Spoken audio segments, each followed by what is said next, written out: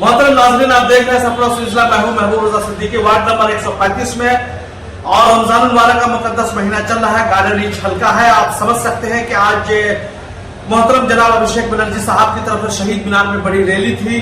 Trinamool youth Congress की तरफ से साथ बाबा साहब अम्बेडकर के स्टेचू के सामने मगरबी बंगाल की वजीर आला मोहतरमा ममता बनर्जी साहबा 2 दिन के लिए धरने पे बैठी हुई है। बीजेपी की नीतियों के खिलाफ जो मगरबी बंगाल का जो पैसा बकाया है सेंट्रल गवर्नमेंट के पास मनरेगा के तहत और भी जो है घर विकास योजना के तहत, वो सारी चीजें नहीं दे रहे, उसके लिए दीदी ने आज 2 दिन के लिए धरना पे बैठा। आप समझ सकते हैं जब भी दीदी को लगता है कि इस किस्म के मामले तो उसके लिए धरना बैठे, मगर बगैर कुछ किए हुए हम डायरेक्ट बातें करते हैं। हमारे सामने में जो है साकिब सजादा बोबी साहब है, जो 135 नंबर तृणमूल यूथ कांग्रेस के प्रेसिडेंट है। सरप्लस चैनल में आपका इस्तकबाल और स्वागत है। शुक्रिया। सबसे पहले तो आपके चैनल के थ्रू तमाम व्यूअर्स को रमज़ान का बहुत ढेर सारी मुबारकबाद। साथ ही साथ कल रामनवमी है, तो उसकी भी शुभकामना जताते हैं हम तमाम अपने गैर मुस्लिम दोस्तों को जो कि कल रामनवमी मनाने वाले हैं। तो दोनों ही त्यौहार का बहुत बहुत मुबारकबाद देते हैं। और साकिब सजादा साहब, आप जो यूथ कांग्रेस के तृणमूल यूथ कांग्रेस के जो है आप प्रेसिडेंट 135 नंबर के, आप बड़ी टीम के साथ लोगों के साथ आज रैली में शहीद मीनार में भी शिरकत की है। तो ऐसी सूरत हाल में हम देख रहे हैं कि मामला जो है बड़े पैमाने पे चल रहा है, बड़ा लग रहा है। सामने पंचायत इलेक्शन भी है, 24 में जो है लोकसभा भी इलेक्शन में है। तो किस तरीका से आप लोग समझे अभिषेक बनर्जी साहब जब भी आपके सामने रूबरू होते हैं तो कुछ न कुछ जो है देते हैं कि नहीं बड़े पैमाने पर लड़ना है, बड़े पैमाने पार्टी के लिए काम करना नहीं करना, यही से शुरू करते हैं। और वही के कुछ कदम की दूरी पे जो है बाबा साहब अम्बेडकर के स्टेचू के सामने में हमारी मुख्यमंत्री साहिबा जो है धरना पे बैठी हुई है, क्या कहते हैं इस तरीके से? देखिए, ये लड़ाई जो बड़े पैमाने पर जो हो रही है, ये हिंदुस्तान के नौजवानों की मुस्तकबिल के लिए, फ्यूचर के लिए लड़ा जा रहा है। जैसा कि आप देख रहे हैं कि हम लोगों के नेता भी एक यूथ है और फ्यूचर के बहुत उभरते बहुत ही कामयाब नेता हम लोगों के बंगाल से होने वाले हैं।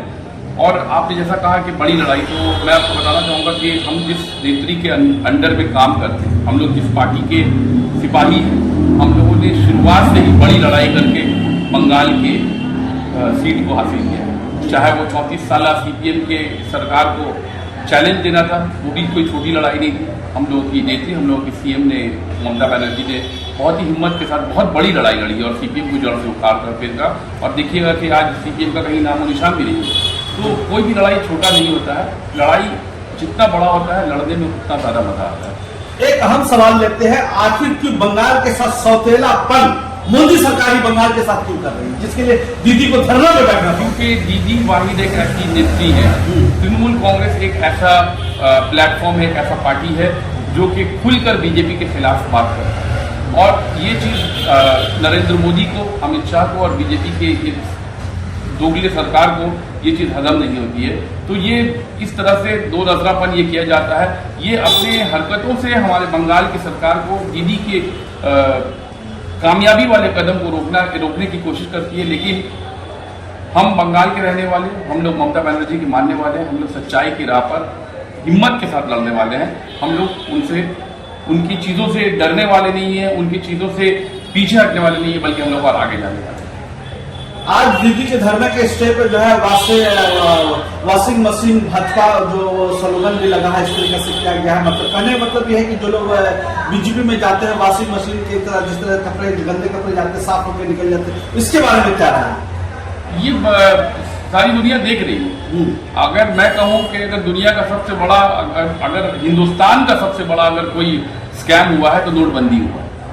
और आप इंतजार कीजिए उस दिन का, जिस दिन गैस बीजेपी सरकार आएगी, तो आप देखेंगे कि ना जाने कितने बड़े बड़े स्कैमर इस बीजेपी की सरकार से निकलेंगे। लेकिन आप एक चीज गौर कीजिएगा कि जो लोग आज, जिनके ऊपर ये लोग आज इल्जाम लगाते हैं, नारदा का, शारदा का, या जो भी घपला का, कोयला घोटाला, या जो भी ये लोग देते हैं, अगर उनके ही पार्टी में कोई चला जाता है तो वो बिल्कुल क्लियर हो जाता है, उसको क्लीन चिट दे दी जाती है। तो इस वजह से हम लोगों का, हम TMC करने वालों का यह मानना है कि बीजेपी सरकार नहीं है, अब वो वॉशिंग मशीन सरकार हो गई है। जो उनके पास, जो उनके पार्टी में जो शामिल हो जाते हैं, उनके ऊपर से सारे दाग को, सारे धब्बे को मिटा दिया जाता है। जिस तरह से आप देखेंगे ना टाइट साबुन का ऐड देखिएगा जी। खड़े रहते हैं और अचानक से टाइट साबुन गुजरना और कपड़े में से पूरी गंदगी निकल जाती है। सबसे बीजेपी सरकार के अंदर मतलब आप शामिल हो जाइए, कितना भी करप्ट हो एकदम साफ जी सुथरा हो सर, जाए। सिर्फ उनके पास में वॉशिंग मशीन नहीं है, पर मेरा मानना है कि उनके पास में टाइट साबुन भी है। पलक झपकते ही तमाम निशान पोले मिटा देते हैं। साकिब साहब, एक चीज बताया जाए, जिस तरीका से बीजेपी जो झंडे को बैठी थी 2 दिन की, तो उसमें बड़ा मामला जो है, मैंने 1 लाख करोड़ रुपया बंगाल सरकार का बढ़ाया, इसको लेकर के क्या है? देखिए, यही तो ये साजिश है, क्योंकि इन लोगों ने सारे हथकंडे को अपना लिया। जिस तरह से पूरे हिंदुस्तान को मजहब के नाम पर बांटा, जिस तरह से सारे हिंदुस्तान में तरह तरह से हमारे दूसरे अपोजिशन के नेताओं को डराने की कोशिश की, वो हथकंडा इन लोगों ने यहाँ पर भी किया, लेकिन उस पर कामयाबी नहीं। तो अब ये लोग क्या कर रहे हैं, जैसा कि आपने देखा होगा, दीदी को कन्याश्री का अवार्ड मिला, फिर दीदी को अभी पिछले साल रूपाश्री पूरे हिंदुस्तान में कामयाबी के साथ चला, पूरे बंगाल में, जिस तरह से पूरे हिंदुस्तान में, पूरे दुनिया में इसकी सराहना की गई। जिस तरह से मनरेगा प्लान को लेकर 100 दिन के रोजगार में बंगाल 1 नंबर पे गया। मैं कहना चाहूंगा बंगाल 1 नंबर पे गया, जब मनरेगा के 100 दिन के लेबर को लेकर जिस तरह से पूरे बंगाल में काम हुआ। तो ये बीजेपी की सरकार को ये देखा नहीं जा रहा, क्योंकि वो देख रहे हैं कि उनका पहला हथकंडा तो नाकाम हो गया है। अब उनके पास यही एक चारा है कि ये फंड को रोके, ताकि जो लोग काम कर रहे हैं उनको सैलरी देने में, उनको वक्त पर पैसा देने में दुश्वारी हो, ताकि किसी तरह से पार्टी की, हम लोगों की, तृणमूल सरकार की बदनामी हो। तो ये लोग इस तरह की कॉन्स्पिरेसी कर रहे हैं। लेकिन मेरे ख्याल से जब कोई इंसान सच्चाई के साथ हक की लड़ाई लड़ता है, तो उसकी कामयाबी के लिए न सिर्फ इंसान बल्कि ऊपर वाला भी कोशिश करता है। और दीदी जिस लड़ाई को, हक की लड़ाई को कामयाबी के साथ लड़ रही है, सच्चाई के साथ लड़ रही है, उनको आगे चल के और भी कामयाबी मिलने वाली है। बस सिर्फ और सिर्फ दीदी आज जो धरना में बैठी है, ये आईना दिखाने की कोशिश है कि किस तरह से हमारे मगरबी बंगाल की सरकार को परेशान किया जा रहा है, तमाम रुके हुए कामों के फंड को रोका जा रहा है। इस वजह से दीदी ने इस आवाज को उठाया। हम लोगों का फर्ज बनता है कि हम लोग दीदी की आवाज को और मजबूत करें। एक अहम सवाल लेते हैं कि धरना से पहले जो है, मुख्यमंत्री साहिबा जो है, वो रास्ता शुरू जो अभियान 12,009 जो है, रास्ता देही इलाका बनाने का योजना जो शुरू की है, तो ये कहीं ना कहीं देहात में तरक्यात के काम शुरू होंगे, क्या कहते हैं? बिल्कुल दीदी, आप देखिएगा, जब से 2011 से तृणमूल कांग्रेस की सरकार आई है, जिस तरह 2011 में जब दीदी की सरकार आई है, तो हम लोगों ने, मैं पार्टी करने वाला हूँ, जो लोग आवाम है वो भी देखेंगे किस तरह से बंगाल में तरक्की के कामों को अंजाम दिया गया है।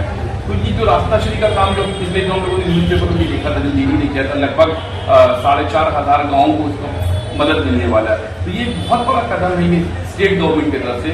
हम लोगों ने इससे पहले इस तरह के कामों को स्टेट गवर्नमेंट इस लेवल पर करते नहीं देखा था। लेकिन जैसा कि मैंने बताया कि दीदी अपने काम को, मैंने 2-3 बातें बताई। दीदी कोई भी लड़ाई छोटा नहीं लड़ती, दीदी हक की लड़ाई लड़ती है, सच्चाई की लड़ाई लड़ती है। दीदी डेवलपमेंट के रास्ते में किसी रुकावट को आने नहीं देती है। तो उन तमाम चीज़ों को ध्यान में रखते हुए ये पिक्चर बिल्कुल क्लियर है। तो इस तरह से दीदी जो काम लेकर निकली है, तो आने वाले दिनों में मुस्तकबिल में देखिएगा कि ये रास्ताश्री का जो प्रोग्राम है, ये भी 1 नंबर में जाएगा पूरे हिंदुस्तान। तृणमूल युद्ध कांग्रेस कौन सी जगह में किस तरीके से ये योगदान करेगा 24 के इलेक्शन?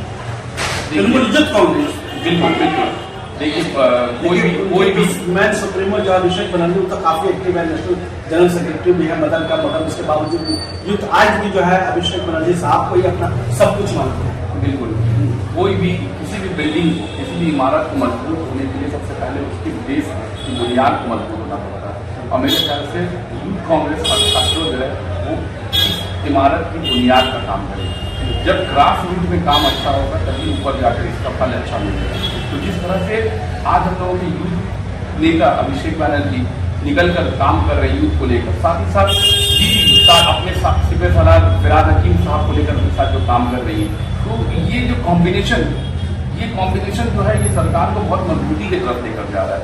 और इसमें यूथ कांग्रेस का एक बहुत अहम रोल होने जा रहा है, क्योंकि जिस तरह से आज आप देखेंगे सोशल नेटवर्किंग साइट के जरिए या टीवी चैनल के जरिए, जिस तरह से बंगाल में यूथ निकल कर काम कर रहे हैं। आज की रैली में भी आपने जिस तरह से यूथ का हुजूम देखा, नौजवानों का हुजूम देखा, जो एक्साइटमेंट देखा है, तो वो क्या है, वो स्टूडेंट्स थे, वो नौजवान थे, वो लोग देख रहे हैं कि आने वाला फ्यूचर किस हाथ पे जाने वाला है, मुस्तकबिल बंगाल का फ्यूचर किस हाथ पे जाने वाला है। वो काफी उस जगह पर काफी कॉन्फिडेंट है।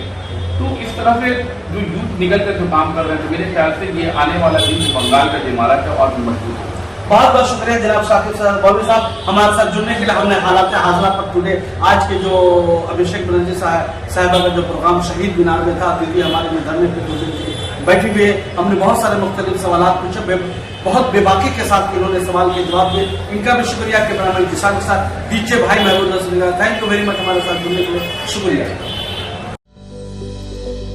Welcome to K-Mall, a premium project by Kaleen Group. K-Mall is in the heart of Kolkata's electronic, garment and lifestyle hub, Khidirpur. K-Mall, which is designed as a world-class mall, is the outcome of endless effort of our experts, combined with modern superb techniques and new age design. Book now